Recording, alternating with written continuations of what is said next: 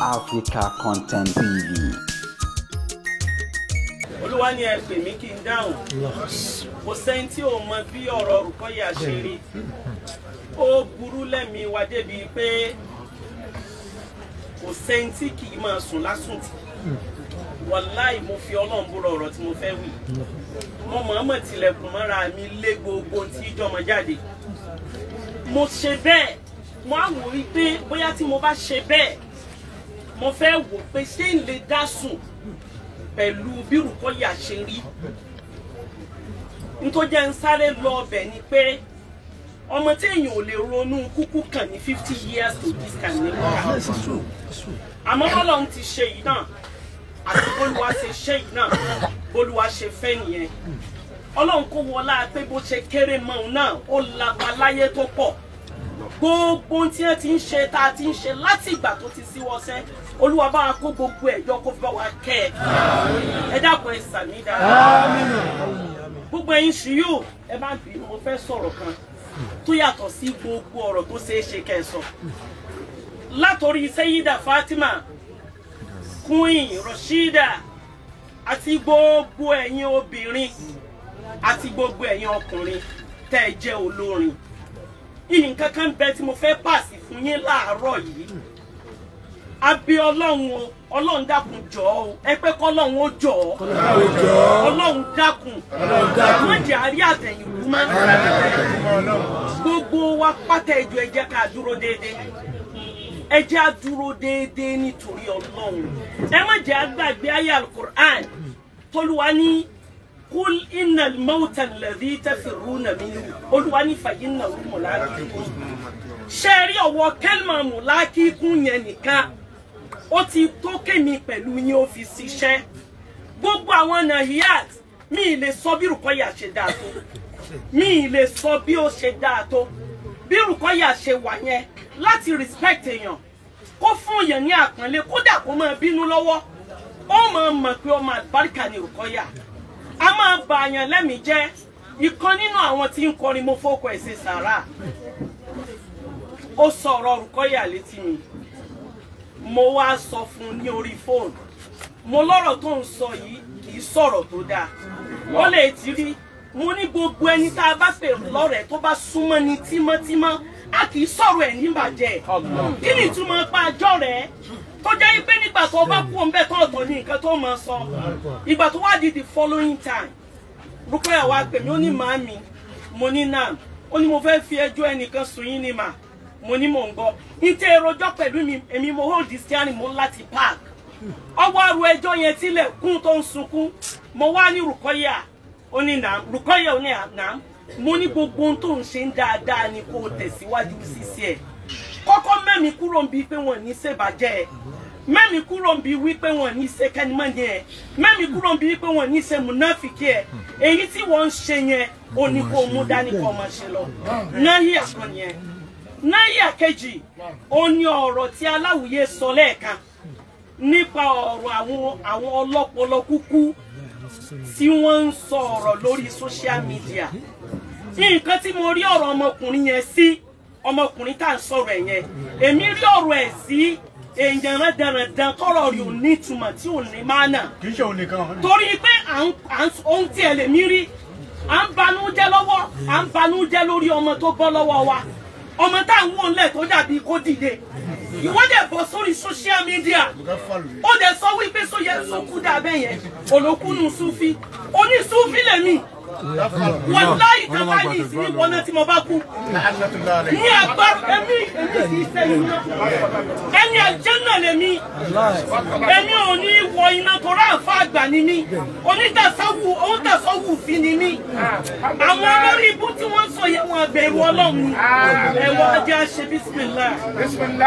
Ẹjẹ́ á ṣe iná anzanáwù ó kankan mi lójú mi. Ọba tí mo fọ̀rọ̀ lọ mi. Ọba mo fọ̀rọ̀. Oye ẹjẹ́ á ṣe bísímìlá. Ẹjẹ́ á ṣe iná anzanáwù. Ẹjẹ́ á ṣe iná anzanáwù. Oye ẹjẹ́ á ṣe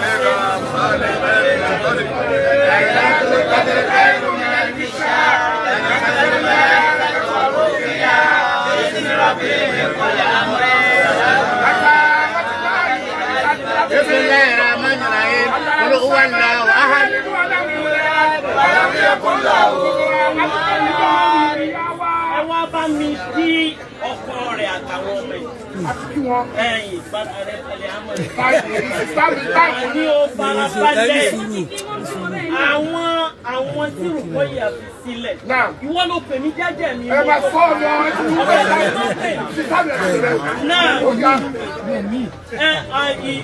ọmọ àwọn ọmọ yìí ìgbà tí mò ń wọ ọmọ yìí ìyá Alhaji Gawat ti ó look mature lórí social media nígbà tó ń ké kó ṣe báyìí wọ́n wo ike ọmọ yìí ṣe wá rí àti ọkọ ẹ̀ àtàwọn ọmọ ẹ̀ ọ̀sẹ́nìkan tó lè ráàyè ẹ mọ̀ rò pé nìkan béèrè yín lẹ́yìn ikú nǹkan yẹn mi mọ̀ bóyá Alhaji gbọ́ mi ẹ̀yin ọmọ yìí ọba tó dá yín ni ó tọ́jú yín kò sẹ́nikẹ́ni tó ráyè everybody ló busy Alhaji Oyefeso ní agbára Ọlọ́run ní jẹ́ iná tètè kú Ọlọ́run jẹ́ kẹ́ jẹun àwọn ọmọ yìí yóò nípìn ẹ̀ sáámi àwọn ọmọ yìí yóò lọ́dọ̀ ẹ̀ sáámi àwọn ọmọ yìí yóò wúlò ẹ̀ sáámi lọ́kọ̀jákùnlé ìlàjì. ẹ bá wa fi ọ̀nà lẹ́ẹ̀kan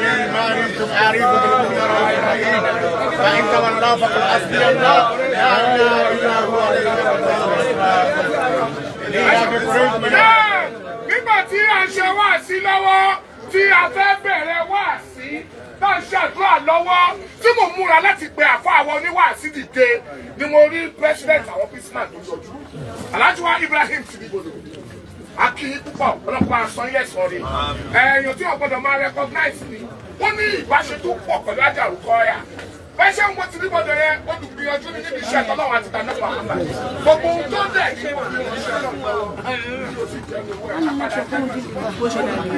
kí wá sọ ṣe dáadáa àgbọ̀dọ̀ má sọ dáadáa náà bá ti sọ àlẹ́ ẹlẹ́ṣẹ̀ ó ṣe dáadáa tó máa ń náwó àfà then another announcement wọ́n ní pé kí n announce àgbà owó ń bí o àfẹ́ owó ń bí o àfẹ́ rárá ni ṣùgbọ́n àfọ àwọn tó ń gbé owó wálẹ̀ bí o gbọ́dọ̀ wọ ó máa dàbí embarrassment bí mo ṣe gba owó yẹn lọ́wọ́ wọn sí o torí kò sí production pàfẹ́ gbowó kọ̀ọ̀kan fẹ́ni kọ̀ọ̀kan bàbá wa Oyefeso tiẹ̀ láàkẹ́ rárá èmi gángan fún ara mi láìkẹ́ fún mi fọ́lọ́ salamu alaikum náà báwa ọlọ́gbà ìbátúráwọ̀ àti àfáà náà ìlú èkó púpọ̀ ìbátú èkó kọlùkọ́ ilẹ̀ orí àfáà lélẹ̀ èkó làfáà oníláwọ̀ làfáà àwọn ilé ìṣe èdè fún ọmọ sáfáà ọ̀dọ́mọkùnrin ó ti wá tẹ́ púpọ̀ àgbà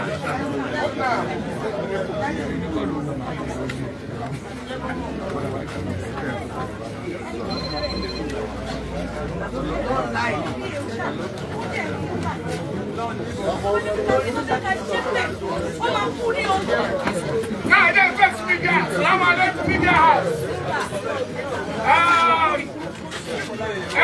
Orúkọ mi ni Aláwìyé Alálùbáríkà lórúkọ bàbá wa Oyefeso tí wọ́n jọ ọkọ̀ Àjàrú Kọ́yà Ọlábísí Gawat ló online ẹnìkan ló ń wúye Kọ́yà Ọlábísí Gawat Oyefeso kò ní bí kọ́kọ́ o ẹ má jẹ́ kẹ́ni kọ́kọ́ gbowó lọ́wọ́ yín o program ká ti ṣe mí láti jẹta wọ́n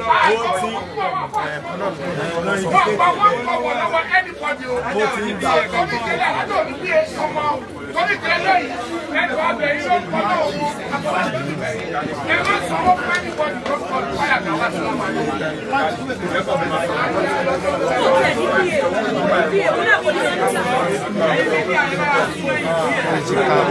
ẹ̀yin mídíà tuntun yẹ kẹ́ ẹ̀ káàdì kan tó sọ yẹn o òní bí èkó ní máníjà o tuntun yẹ kẹ́ ẹ̀ ká ló yẹ kẹ́ ẹ̀ ká o àwọn ọmọ òde ní problem ọmọ ẹ̀ náà ní ṣòro kò sí ṣòro fún wọn o ẹ má kó kú ẹ̀ gbogbo. olórí ikú ẹlòmíì kọ́lá ẹlòmíì ti ń fọwọ́ gbàgbé olórí ikú.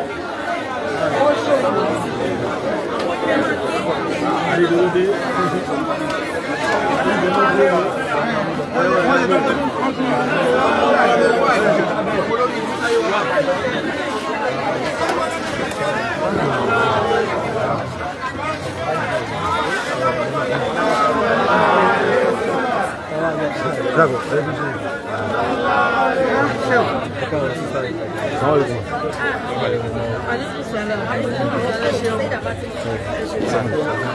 Assalamu alaikum.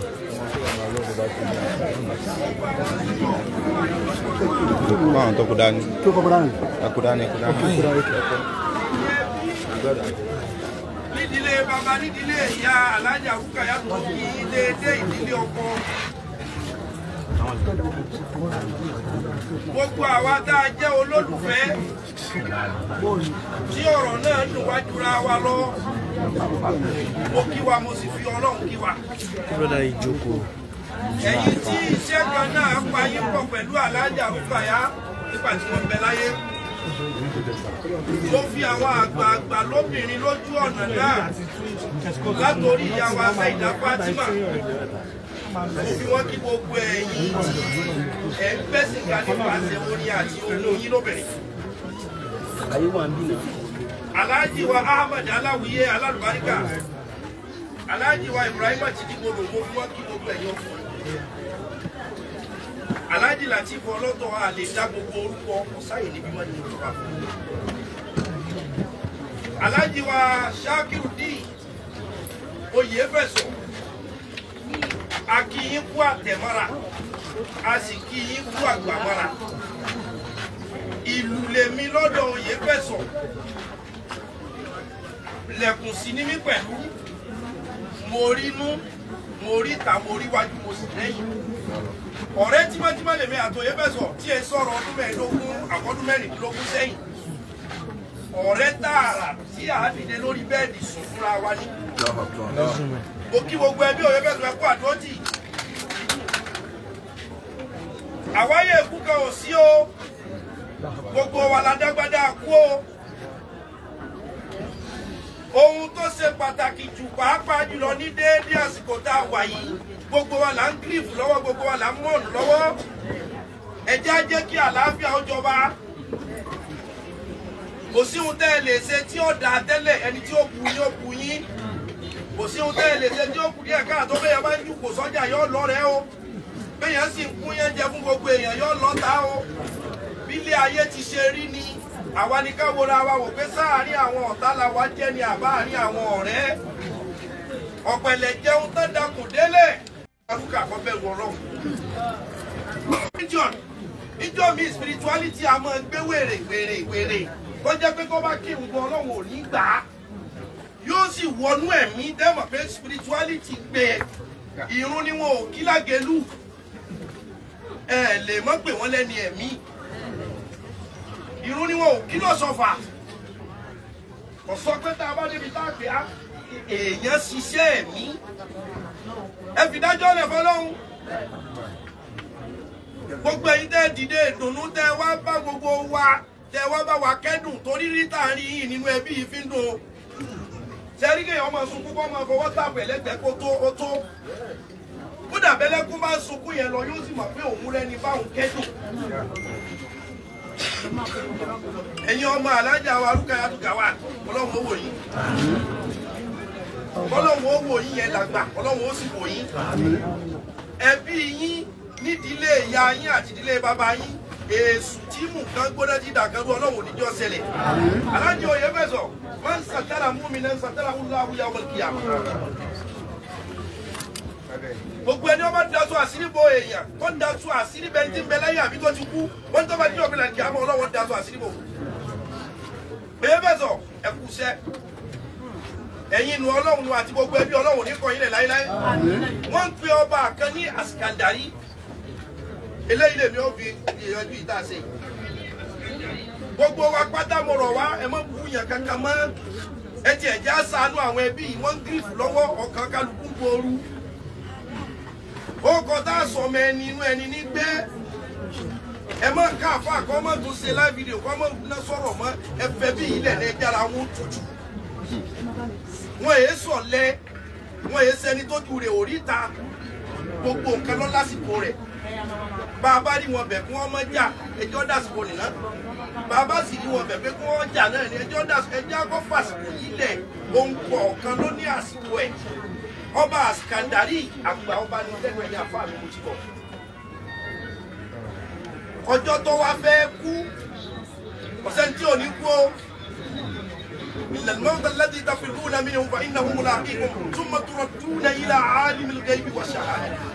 Torí ká lè padà lọ́wọ́ lọ́hùn là ń fi kú gbogbo aládágbádá kú. Gbogbo ẹ̀yin tágbà ti kàn ọkàn yín o àgbàtà lọ́kàn ọlẹ́ni òun bá lòun kàn. Ààyè ẹrúkà ẹ má jọ yọ láàrin yín. Inú mi dùn gbogbo àwọn èèyàn jàǹkànjàǹkàn tí ò ṣe fojú parẹ́ ló kún bí. Mo iṣẹ́ ìdá Al-Mubarak àwa ọ̀fẹ́ ń bí. Ìjọ tí mo ṣèyàwó l'Amẹ́ríkà ní 2019 alájà wa Mubarak Rashida wọ́n tẹ̀lé mi d'Amẹ́ríkà lọ fẹ́yàwó ní Dallas tó bá jọ̀wọ́ ẹyọ kan ní Rashida Al-Mubarak ọmọ bẹ̀lẹ̀ ní lọ́dọ̀. Ọba Iskandar ni ó wá fẹ́ kú ní tí pọ̀ ká kú ikú yọ sí òun náà rí kú. Lẹ́yìn pé ogun ẹni tí ọba kú pátá kódà kọ́ mọ̀ jẹ́ ni ẹ̀mí ọ sọ̀rọ̀ fún kó tó kú ẹ̀dá kan èékú lójijì. Ara ó sọ fún ẹ̀mí ó sọ fún ìmọ̀nà ó sọ fún kódà 40 ọjọ́ 40 days kó tó dijọ́ òun yóò ti mọ̀ pé nǹkan ṣẹlẹ̀ ohun tí yóò ṣẹlẹ̀ ní òní mà ló fi jẹ́ pé kò sẹ́ni tí ó kú tí ò ní fi ọ̀rọ̀ fúra kan sílẹ̀. Iskandar wá pé gbogbo àwọn olóyè rẹ̀ ó ní sẹ́yìn mọ̀kọ́ bá ní wọ́n lè kún ní àwọn ìkọ̀ọ̀bá ńláńlá sí ni tóun bá ti kú gbogbo dókítà tó ní agbára jù ti ń bẹ nílùú àwọn ni ẹjẹ́ kí wọ́n gbé pósí òkú. Gbogbo dókítà tó mọ sẹ́jù àwọn ni kí wọ́n gbé pósí òkú òun sí èjìká o. Ó ní àkọ́kọ́ wàsíyàwó wíìlì òun. Ẹlẹ́ẹ̀kejì ń bẹ ni wípé pósí òun tí wọ́n bá wá gbé séjìká yẹn ẹ yọ ihò síbi pósí yẹn. Tẹ́ ẹ bá wá de òun ẹ má de ọwọ́ òun kéní ẹ má di ọwọ́ òun kéní ẹ yọ ihò síbi pósí yẹn kí ọwọ́ òun kéní ó jáde níbi ihò pósí báyìí kí ọwọ́ òun kejì ó jáde níbi ihò pósí ẹlẹ́ẹ̀kejì kí ọwọ́ òun yẹn ọmọ mi yolo ó ní nǹkan ẹlẹ́ẹ̀kejì tó ń fẹ́ ó lẹ́lẹ́ẹ̀kẹta nù nǹkan tó ń fẹ́ gbogbo owó òun àti dúkìá òun yìí góòdì òun dáámọ̀ndì òun fi tọwọ́ gbà àwọn góòdì òun dáámọ̀ndì òun yìí níbi tí wọ́n bá ń gbé òun kọjá lọ yẹn ẹ máa dà á sílẹ̀ lẹ̀ wọ́n máa wá gbé òun àti pósí òun kọjá lórí gbogbo nǹkan tó ní. wọ́n wá ní kábíyèsí èé ṣe tó fi jẹ́ pé òun tẹ́ ẹ bẹ́ẹ̀rẹ̀ ní oníbẹ̀ làbíyàn. ọlọ́kọ̀ọ́kọ́ ń bẹ̀ tí mo fi ní kí gbogbo dókítà ó gbé mi tóun bá kú ó lóun fẹ́ fi dójú ti gbogbo ẹni ó lóun lè làyàn ni. Wípé bó tilẹ̀ wù kéèyàn ọmọ ṣẹ́jú bó tilẹ̀ wù kéèyàn gbọ́n tó kò sí oògùn téèyàn fi lè dá ikú dúró. Ẹ̀yin dókítà tẹ́ ẹ mọ ṣẹ́jú bẹ́ẹ̀ lọ ẹ̀yin ni ẹ gbé òun ẹ̀yin rò pé ẹ gbé òun ni ńṣe lòun ṣe wáàsí fún yín wípé bẹ́ẹ̀ ti mọ ṣẹ́tó oògùn ara lẹ́mọ̀ ẹ̀ mọ oògùn ẹ̀mí. Ìwọ lọ́wọ́ adé tẹ ní ká yọ ọwọ́ yín àtẹsẹ̀ yín kọ́ mọ mi jolojolo gbogbo ẹni ọwọ́lé mo kí. Bàbá alátọ̀dọ̀ bàbá àwọn afáàlà mo kí àwọn afáàlà bí sẹ́wọ̀n sàkó àwọn dà sẹ́wọ̀n lówó lé sẹ́wọ̀n sàkó dà gbogbo yín mo kí gbogbo bàbá mi afáàlà kí gbogbo ẹ̀yin afáà tẹ wọlé afáà gbogbo ẹ̀yin afáà mi kí. Ó ní ohun tó òun fi ní kẹ́ ẹ yọ ọwọ́ òun ó ní bóun ṣe tó sẹ́yìn mọ̀ pé gbogbo yín lẹ̀ ń bọ̀wọ̀ fóun ó ní ọwọ́ òun tí ń bá mì lọ tí ń mì bọ̀ yẹn kọ́ máa jẹ́ wá sí pé kò sí ohun tó lè kójọ láyé. Owó ní abínúkìá ọ́ dàálẹ̀ ọwọ́ rẹ̀ ó kó fìfo yóò wá kú ẹ yóò kú sí ọwọ́ rẹ̀ tó bá múlò wọ́lọ́. Ó ní èé ṣe tẹ́ ní a máa da ohun tẹ́ ẹ bá ní ká máa dàálẹ̀. Eléyìí ń wá ṣe déédéé orin Aláàjì Wáídì Àríyọ̀. Àfọwọ́bá fi ilẹ̀ nílé ayé jẹ́ ẹ má wáyé máa yà ẹ̀dá aráyé ẹ rántí ọjọ́ tá ò ní lè gbà lọ ẹ rántí ọjọ́ tá ò ní ẹ̀dá pé àfọwọ́bá fi ilẹ̀ nílé ayé jẹ́ ẹ má wáyé.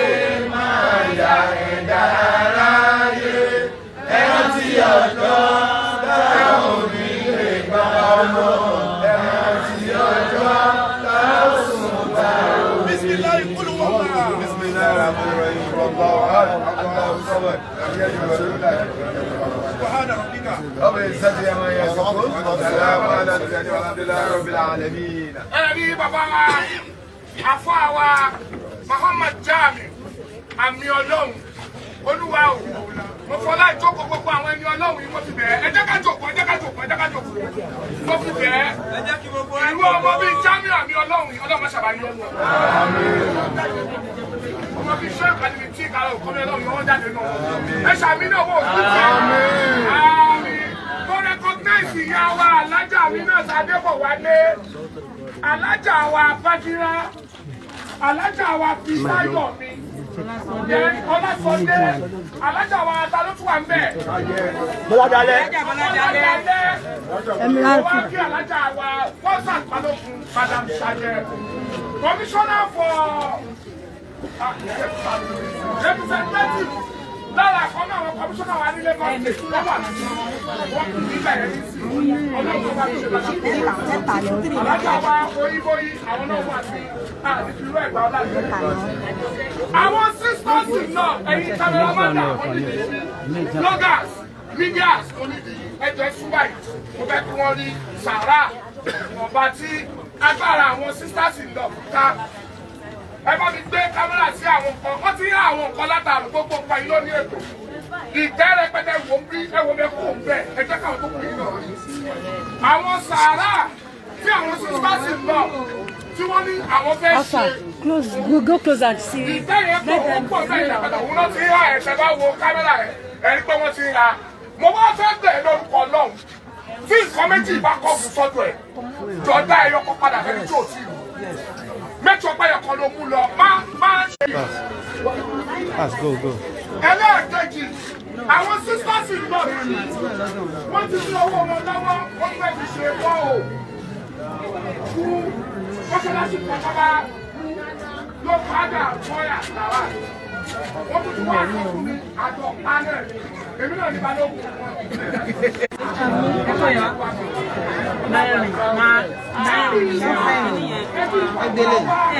ẹ mú fàlàjà. àwọn ọmọ mi lọ́kùnrin ṣàrí àṣíjà.